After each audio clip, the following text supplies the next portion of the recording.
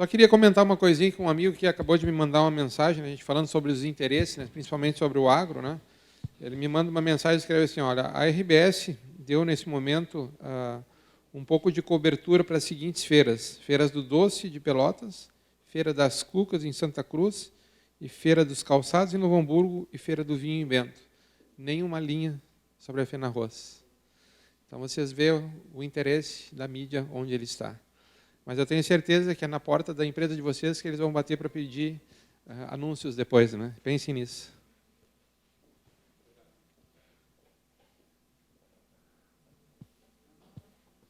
Aonde? Partir? Eu queria, assim, por curiosidade, último mês aí a gente viu o nosso presidente da República atual falar que queriam driblar os Estados Unidos na questão do dólar. Não sei se vocês lembram a notícia que saiu. E pelo que eu vi a palestra de vocês aqui, eu acho que ele não está errado. Ele quer exportar para a China diretamente, driblar Chicago. Claro que isso é problemático, né? Mas agora vocês fizeram uma colocação que o dólar está em decadência, né? O que vocês vejam a respeito disso aí? Isso aí pode avançar, não pode avançar? Qual é a perspectiva para nós aí? Assim, o que está acontecendo é que está havendo uma mudança, tá, do domínio geopolítico e econômico no mundo. Isso é um movimento paradigmático que acontece algumas vezes, poucas vezes na história, como a gente está presenciando agora. Tá? Então, a gente está testemunhando um movimento histórico que acontece poucas vezes na história da humanidade. Tá? É mais ou menos como a gente estaria assistindo a queda, por exemplo, do Império Romano, né, há mais de mil anos atrás. Tá?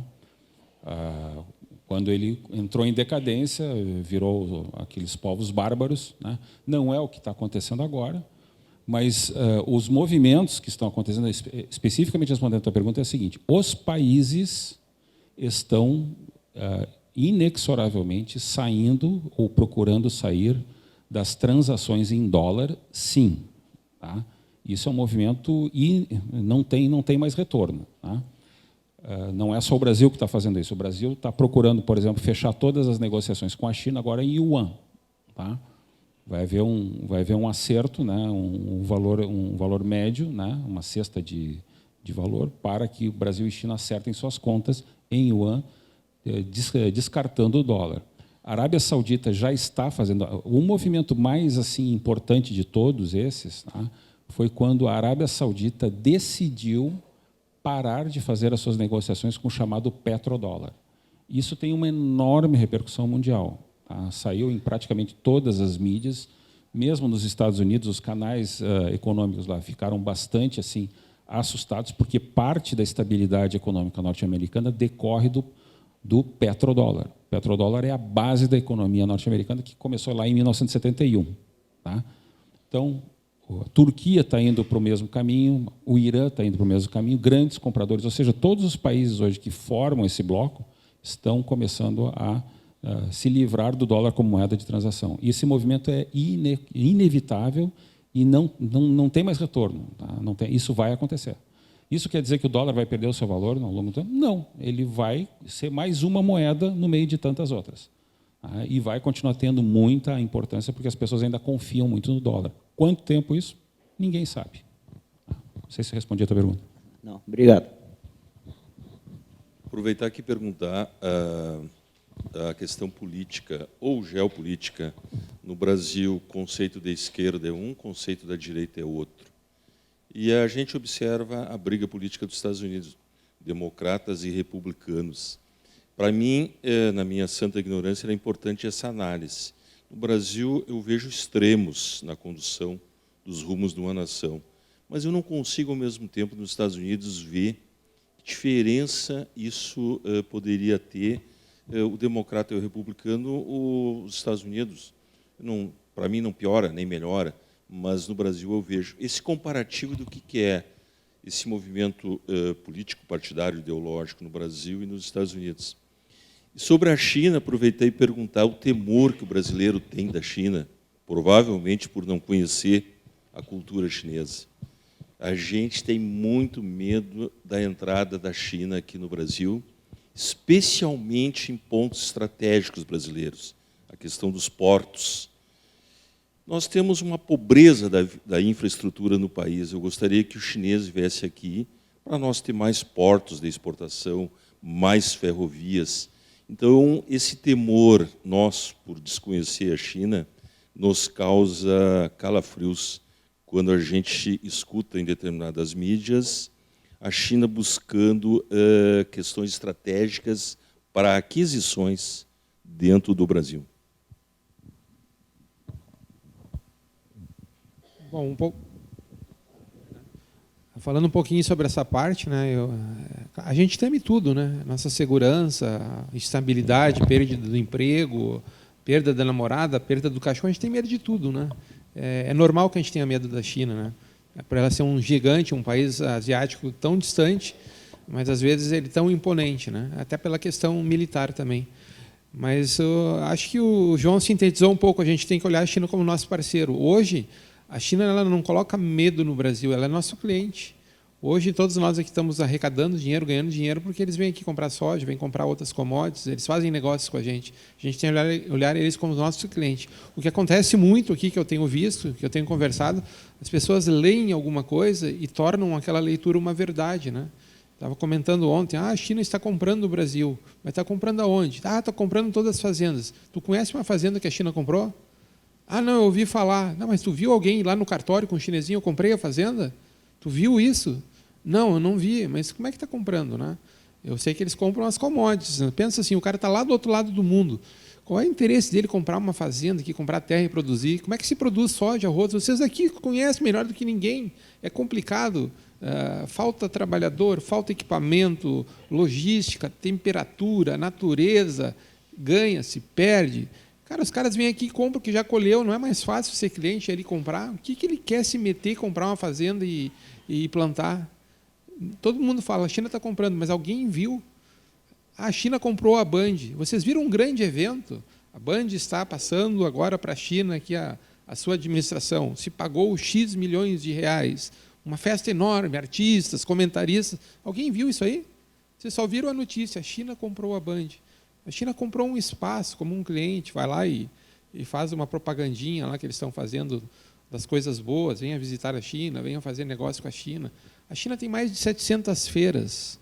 A gente está tendo um evento aqui, olha, Francisco, sabe a dificuldade que é inaugurar, produzir uma feira, organizar? A China tem 700 feiras. Tem uma feira da Canton Fair chamada lá na cidade de Guangzhou, a Canton Fair.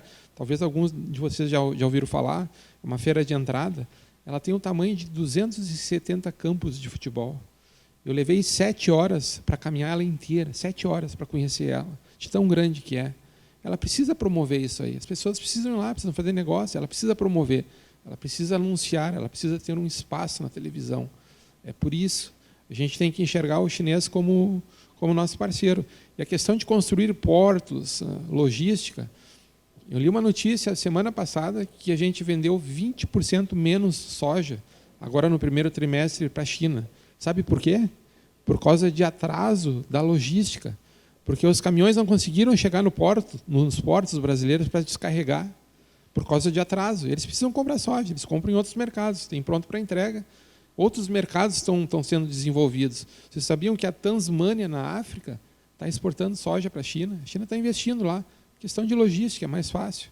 Então, enquanto a gente tiver um pensamento de construir um porto em Cuba e não construir um porto novo aqui no Brasil, nós vamos perder mercado. A gente tem que temer quem toma decisões erradas no nosso país. Nós não temos que temer a China é nosso cliente. Estava lendo uma notícia ontem sobre aquela ferrovia lá que ligaria Sinop até o sul do Pará lá. Interditaram ela em 2021, vocês sabiam disso? É um absurdo. Nosso maior inimigo é nós mesmos. O chinês, eles desbravam o mundo já faz muito tempo. Quantas Chinatown existem nos Estados Unidos? Sabe o que é Chinatown, né? Aquele bairrozinho chinês que eles vão lá vender as bugigangas deles. Os Estados Unidos, se for vai para o Canadá, Vancouver, lá, metade da cidade quase é sustentada por chinês. E aí, quando tu entra nos Estados Unidos, Chicago, Washington, D.C., Atlanta, São Francisco, a Califórnia como um todo, tudo tem a sua Chinatown lá. Os chineses estão lá, faz parte da tradição deles aí, e onde está o dinheiro também, né? João? Eles querem fazer negócio, o chinês sempre tentou fazer negócio. Então, na realidade, estão muito mais permeados dentro dos Estados Unidos do que aqui. E agora estão investindo em onde é mais fácil, África. Deixa eu só comentar rapidamente sobre isso. Alguém aqui já teve a oportunidade de ir para São Francisco, ali na parte norte da Califórnia? São Francisco, Berkeley, onde eu estive, né? Oakland. Se vocês andarem nas ruas, né, 99% das pessoas que vocês vão encontrar é um choque, tá? Realmente é um choque. Tem o olhinho puxado. Ou são descendentes de japoneses ou de chineses. Ou coreano. Ou seja, a cultura que você tem na Califórnia, norte da Califórnia, que é completamente diferente da cultura do sul da Califórnia. São Francisco e Los Angeles, por exemplo, são cidades praticamente antagônicas do ponto de vista econômico e social. É inacreditavelmente diferente. Quando eu desembarquei em São Francisco, o primeiro choque que eu levei é que parecia que eu estava em Beijing, parecia que eu estava em Xangai. O choque que é você ver só pessoas de olhinho puxado lá dentro. Tá? E em relação a essa pergunta, por exemplo, dessa ferrovia que já deveria estar pronta, por isso que é importante vocês observarem o seguinte, todas essas questões elas passam por dois poderes no Brasil, o Congresso e o Judiciário.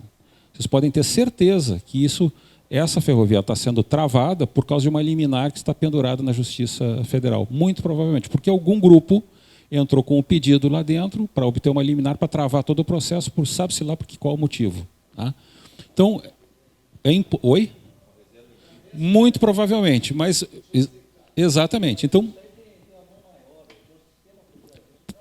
por isso que é importante que as pessoas percebam que não adianta ficar inerte se você não tiver pessoas chaves sabendo que essas coisas podem interferir no trabalho de todo mundo. Tem que ter gente lá onde se toma a decisão, porque são decisões políticas que se tornam política.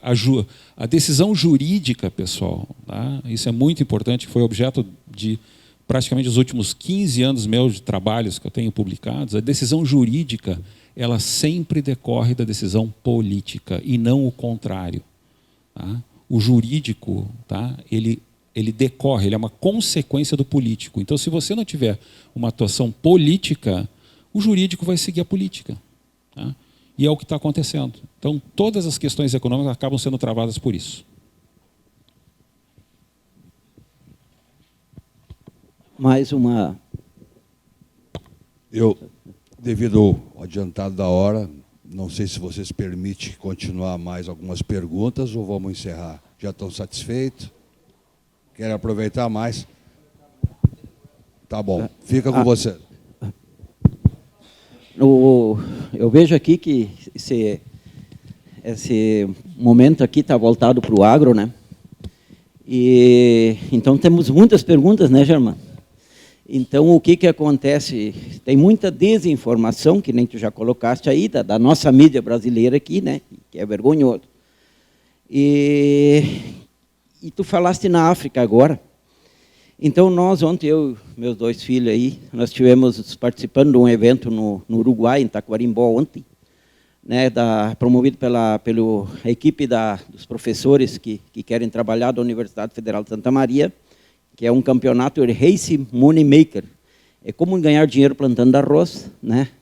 Onde foca muito tudo que vem de encontro contra nós, arrozeiros, a universidade, os professores de fundamento lá estão fazendo um trabalho desde tudo que o arroz consome da natureza, o que ele devolve, o que ele polui, o que ele não polui, e é totalmente o contrário que estão falando. Mas assim, a gente vê falar agora, na notícia, que eu quero chegar na pergunta, que o chinês está investindo na África, o nosso presidente está mandando o pessoal da Embrapa na África ensinar os africanos a produzir alimento, né? Só que os professores da Universidade Federal, que eles fazem um trabalho dentro da nossa propriedade, bancado por nós, eles usam a inteligência, nós bancamos, porque não tem recurso, de pesquisas de tudo que existe, de produção, de produtos de grãos e tudo. Então, eles viajaram, a mando da ONU, né, ela pode me ajudar, e aí eles viajaram para a África para fazer um levantamento como produzir lá, qual é a viabilidade de produzir lá. E eles me disseram, quando voltaram, foi na época da pandemia, logo entrou a pandemia, eles me disseram lá na minha lavoura, no meio do barro lá, que eles concluíram que é mais fácil aumentar a produção do Brasil por hectare do que produzir na África. Que eles viram lá, pode dar qualquer trator para os caras lá, Picoloto, qualquer trator que der para eles, até a alavanca de câmbio eles conseguem arrancar. Então, eles não entendem nada, eles são zero, né? Então, eles chegaram à conclusão e passaram isso aí para a ONU, que não é viável produzir. É mais fácil, que nosso evento ontem teve toda a América do Sul, Paraguai, Uruguai, Argentina, Brasil, inclusive o pessoal do Centro-Oeste, estiveram lá em Taquarimbó, e eles concluíram que com pesquisa e tudo é mais fácil nós aumentar a produção aqui no Brasil do que lá. Vocês que viajaram lá, isso é verídico? O que vocês veem da África? Ela é uma ameaça para a produção mundial ou não? Eu não estudei muita África aí, mas a gente conhece alguns comentários aí sobre Tailândia, sobre China. O tipo de plantio lá é bem diferente, né? Aquele plantio com arroz inundado, né? Em terra inundada. Mas a África tem esse problema ali de maquinário, de mecanização da lavoura, de pobreza de solo, tudo isso aí está lá. Coisa que o nosso Cerrado aqui em cima também tinha, né? Mas agora está produzindo soja direto, porque quantos anos a turma está botando calcário e botando insumos lá que vem lá da Rússia, né? Então, é uma coisa assim, vai ser fácil? Não, eles não têm a cultura, não têm a história, e eu diria que eles não têm também o know-how total humano para chegar lá. Aqui nós estamos talvez uma geração adiantada, aí. Mas os chineses insistindo por lá, aí isso a médio e longo prazo tende a ser um problema. Agora, o que não me deixa assim triste, o que nós vamos fazer lá ensinar eles a plantar? Para quê? Não precisa ir lá ensinar, nós temos que nos aperfeiçoar aqui, ganhar produtividade aqui. A universidade tem que ensinar o lavoureiro nosso aqui a produzir com maior produtividade, melhorando a qualidade, a infraestrutura e barateando essa infraestrutura para ser mais competitivo também. Então, acho que é muito mais uma política de governo. Essa história está ajudando muitos outros, aí tu tem que te ajudar o teu próprio povo, que é isso que a China faz. Nós temos que aprender com eles isso. O que o Nove Dedos quer ir lá ensinar, ou mandando gente para lá para ensinar os africanos a fazer? O que é isso? Essa é a minha opinião particular, né? Mas é uma política de governo aí tentar fazer uma coisa diferente, além fronteiras, né? Só respondendo especificamente essa pergunta, a África não tem tradição de produção de alimentos, nunca teve, tá?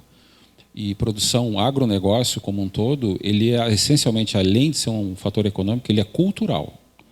O Brasil tem um elemento cultural de produção de alimentos de décadas. Não é uma coisa recente, são famílias inteiras, são gerações inteiras de pessoas que trabalham no agronegócio. Isso você não reproduz do dia para a noite. Assim com café. Aqui Exatamente. não se planta café, mas nós temos uma tradição enorme de café. O café não é originário daqui, mas a gente criou a tradição e ganhou dinheiro com isso. Então, o arroz lá, arroz de soja, estamos ganhando dinheiro com isso? Sim. Mas tem que baratear, tem que melhorar, aumentar a produtividade através de pesquisa.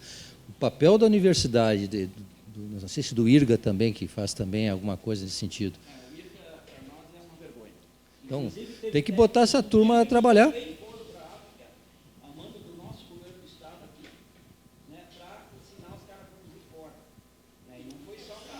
Tu acha que o chinesinho vai para a África passear na África, ou ele vai lá como negócio, como investidor? Ele vai lá como negócio, como investidor. Para produzir fora do Brasil. O IRGA é bancado com alto dinheiro.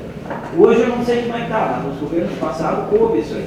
Só que o IRGA foi criado para trabalhar em defesa do nosso produtor. Exatamente. Em cada saco de arroz hoje, eu não sei se tem ali, a indústria hoje é 70 ainda. 81 centavos. Hoje é 81 centavos de cada saco de arroz que nós vendemos, vai para o IRGA. Mas ele vai para o caixa único do governo do Estado.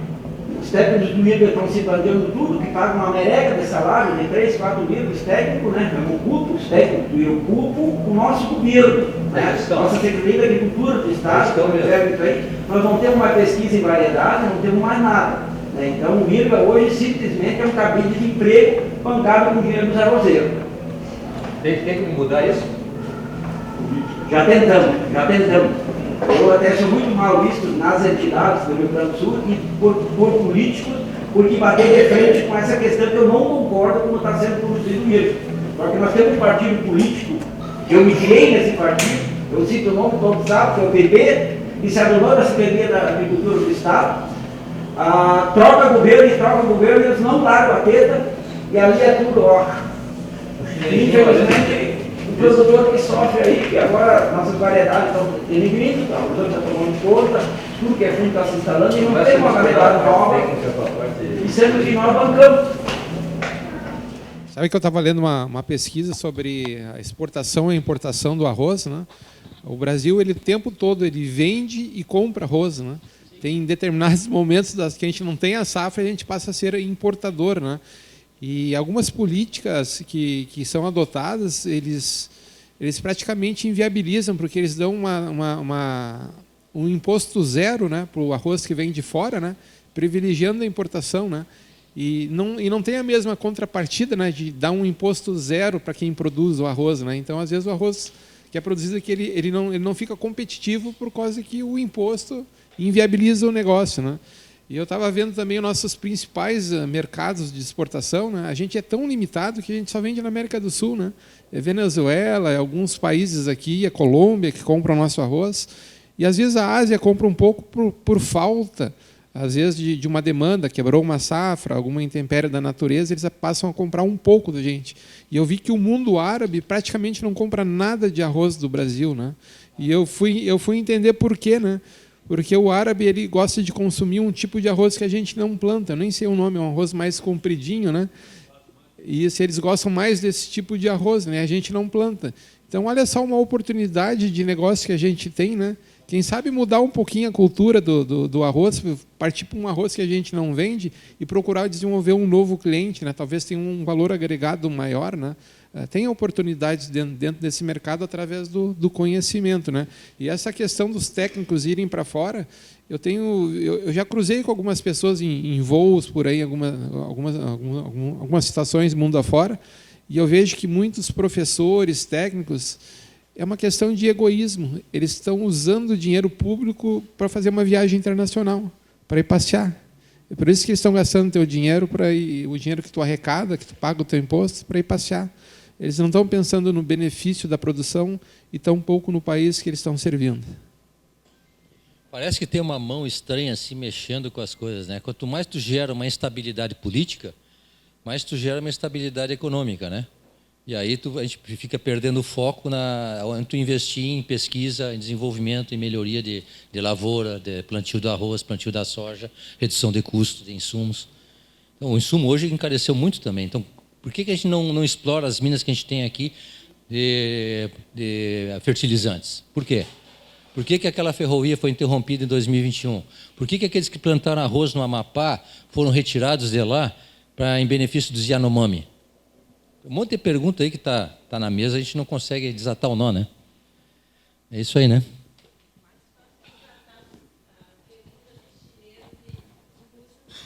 Bom, pessoal, agradecer então a palestra dos nossos convidados. Não, pode fazer. Claro. Saindo um pouquinho da política e da economia, mais especificamente para ti, que construiu tanto na China lá, como é que esses países enxergam o meio ambiente e as questões trabalhistas?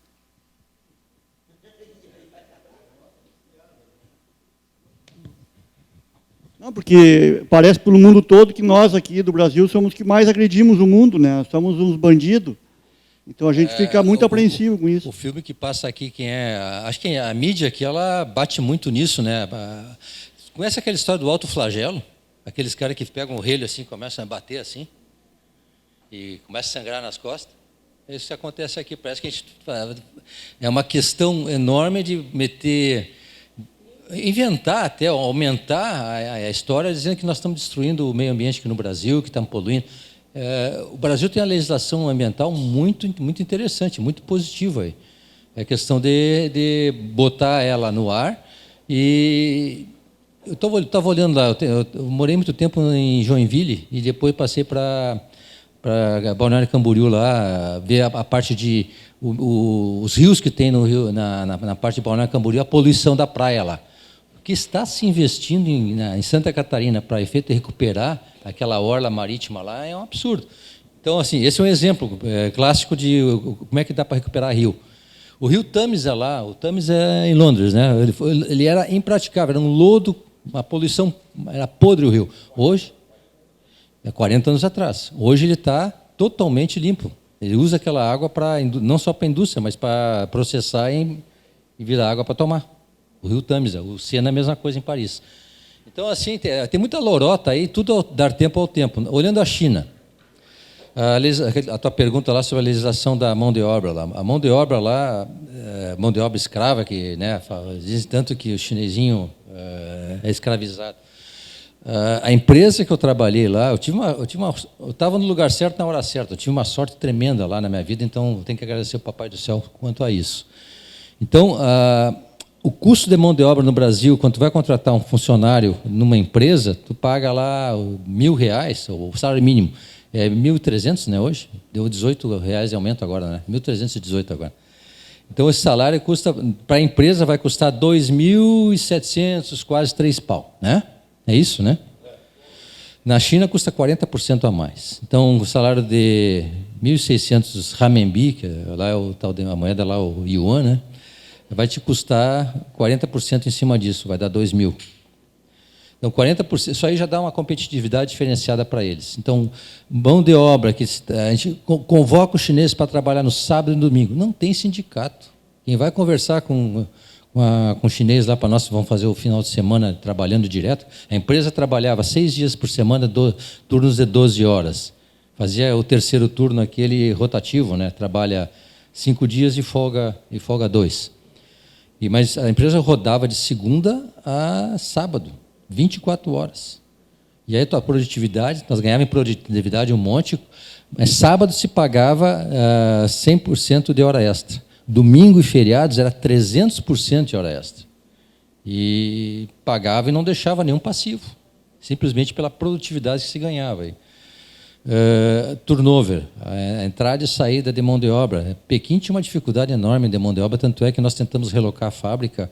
Em 2012 começou a se fazer um projeto novo para interiorizar essa fábrica.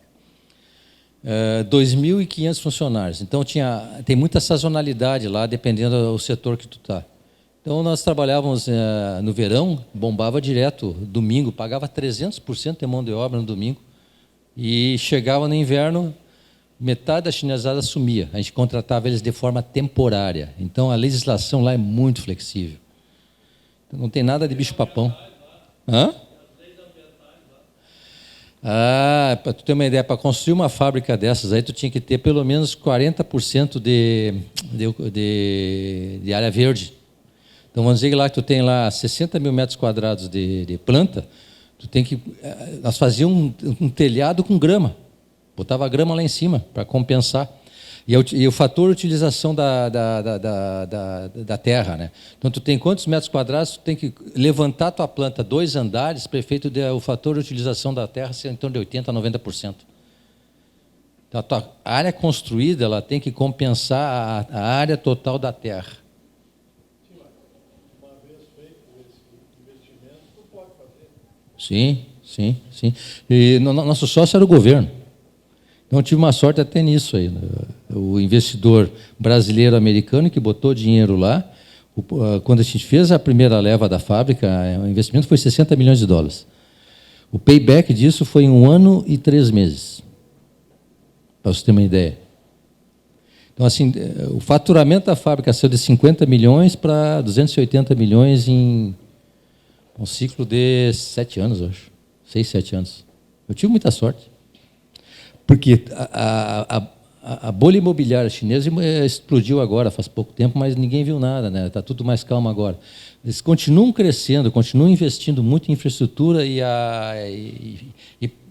criar prédios. Eles têm um projeto lá de urbanizar 300 milhões de habitantes para trazer para a área urbana de forma organizada, para não criar. Eles aprenderam com o Brasil, como é que o Brasil fez criando favela, como é que a China vai fazer a urbanização não criando favela, gerando emprego.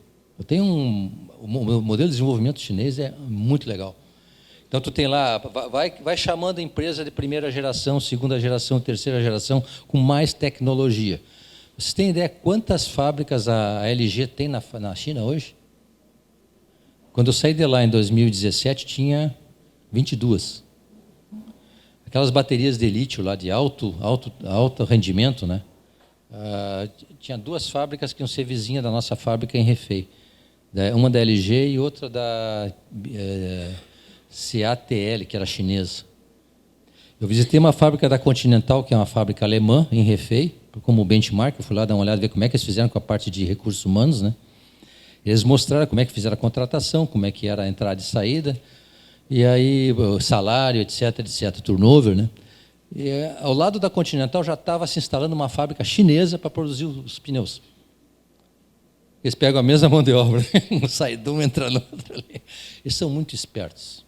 O chinês é muito esperto, eles sabem o que querem, planejam de longo prazo, absorvem a tecnologia que tu leva para eles lá.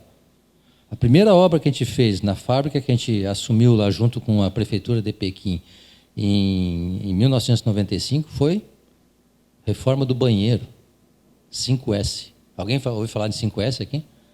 Aquele negócio de ordenação, limpeza, né? Higiene. Era muito sujo. E aí, esse ensinamento aí para a turma que veio da área rural para a área da cidade, tu tinha que fazer. Metade dos funcionários, quando a gente fez a fábrica nova, eram da área rural. Eles iam destemidos para lá, trabalhavam 12 horas todo o verão, para chegar no inverno eles se mandarem de volta para a casa deles lá, casar. Eles vinham com 18 anos, voltavam com 19 e 20 para poder casar. Então, a cultura é totalmente diferente, um ambiente totalmente diferente, cheio de oportunidades. E eu, graças a Deus, tive essa oportunidade de participar dessa festa lá. E Rússia é impressionante a organização lá. O IDH deles não é por acaso que está acima de 80, tá? Então, aquela bicho-papão Rússia não é tão bicho-papão assim. Hoje, olha... Então, mais uma vez, obrigado aos nossos palestrantes, obrigado a todos vocês com a presença. E o Francisco, nosso presidente da feira, então, vai entregar um mimo ao nosso palestrante. Por favor, Eduardo. Agradecer esse público maravilhoso que está aqui por essa bela oportunidade, né? E a FENARROSS presente, né? Esse é o grande objetivo da FENARROSS, né? É desenvolver, é olhar lá na frente, né? Aproveitar as experiências, né? E a gente projetar um futuro melhor para todos nós. Obrigado, parabéns. Obrigado.